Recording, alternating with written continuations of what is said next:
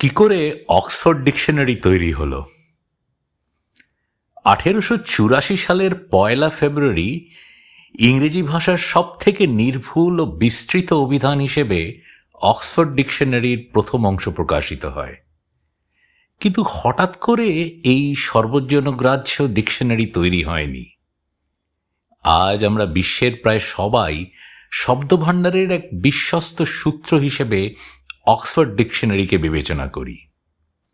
প্রায় 250,000-এরও বেশি শব্দ অতীত ও বর্তমান কালের মিলিয়ে অক্সফোর্ড ডিকশনারিতে স্থান পেয়েছে। কিন্তু এই অপার শব্দভাণ্ডার তৈরি হলো কি করে সেটা জানা প্রয়োজন।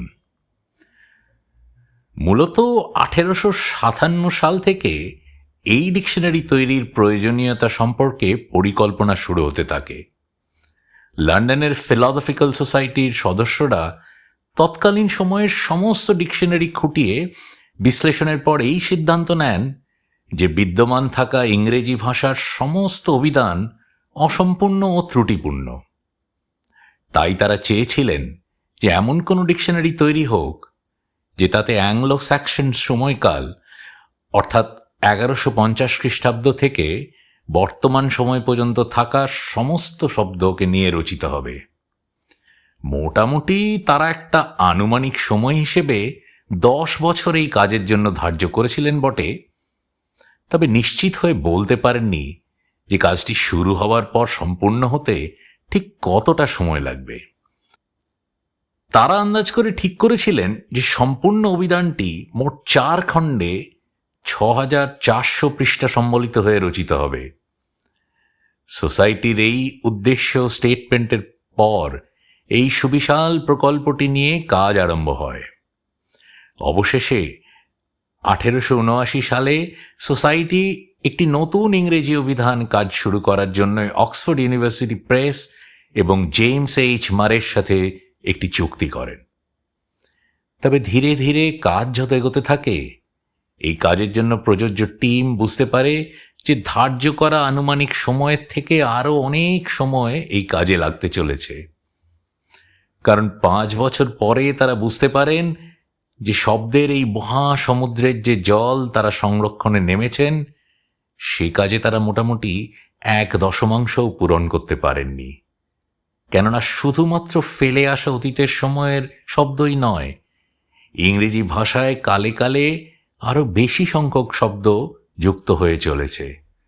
ফলে মারে এবং তার অভিধানের সহকর্মীদের নতুন শব্দ এবং বিদ্যমান শব্দের নতুন অর্থের ট্র্যাক সম্পর্কে সর্বদা তথ্য সংগ্রহ করে যেতে হয়।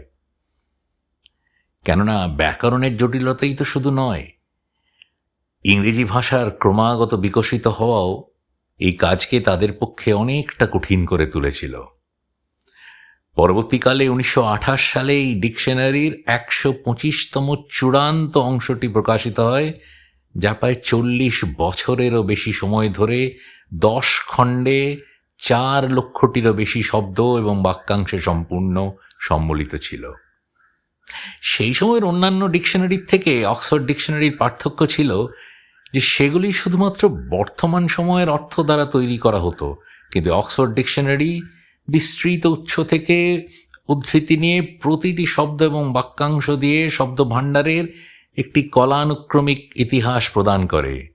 মারে এবং তার দল 1884 সালে অক্সফোর্ড ডিকশনারির প্রথম ফ্যাসিকল প্রকাশ করেন, যার মধ্যে ক্রমাগত বিকশিত ইংরেজি ভাষার নতুন শব্দ এবং উত্তর আমেরিকা, অস্ট্রেলিয়া, ক্যারিবিয়ান, নিউজিল্যান্ড, দক্ষিণ আফ্রিকা এবং দক্ষিণ এশিয়ার আরও শব্দ এবং বাক্যাংশ ছিল। পরবর্তী সময় এই কাজ আরও এগোতে শুরু করে। প্রায় 4 দশক ধরে এই কাজ চলতে থাকে, আরও নতুন সম্পাদকেরা এই কাজে যুক্ত হতে থাকে। মারের সাথে যোগ দেন হেনরি ব্র্যাডলি, ডব্লিউ.এ. ক্রেগি প্রমুখ মানুষ। বহু $1,000,000 প্রকল্প চলতে থাকে।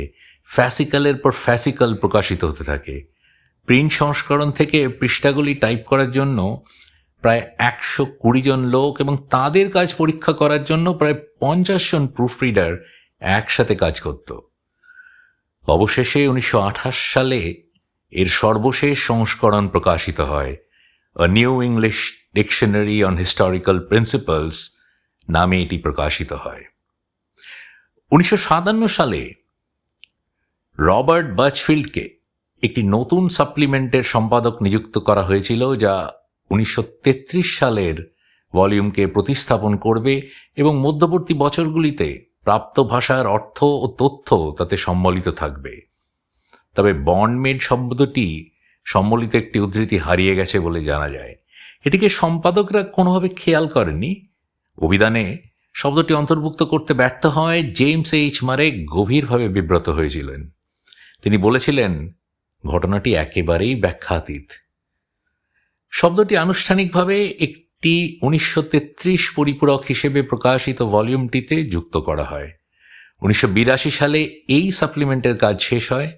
এরপর অক্সফোর্ড ইউনিভার্সিটি প্রেস এই নিয়ে ভাবতে শুরু করে যে কিভাবে এই ডিকশনারিকে আধুনিক কালের সাথে সামঞ্জস্য রেখে প্রকাশ করা যায়। তারা নতুন শব্দ সংযুক্ত করার জন্য ঐতিহ্যগত পদ্ধতিকে আপডেট করার জন্য ভাবেন।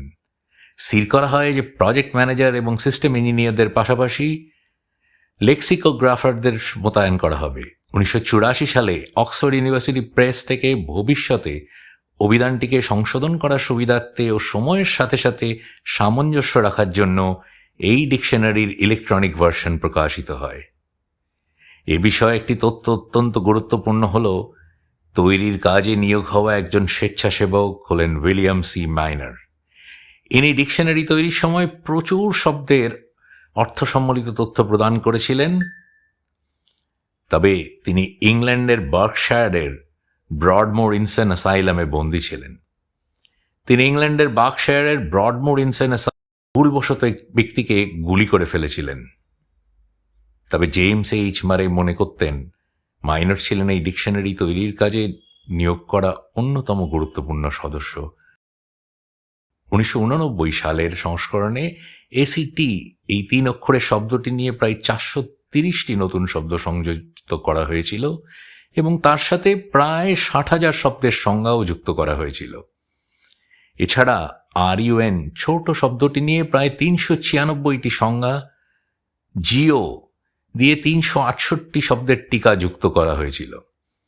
তবে এই ডিকশনারির সবচেয়ে কঠিন কাজ ছিল বহু শতাব্দী প্রাচীন শব্দের উৎস সম্পর্কে রেফারেন্স প্রদান করা।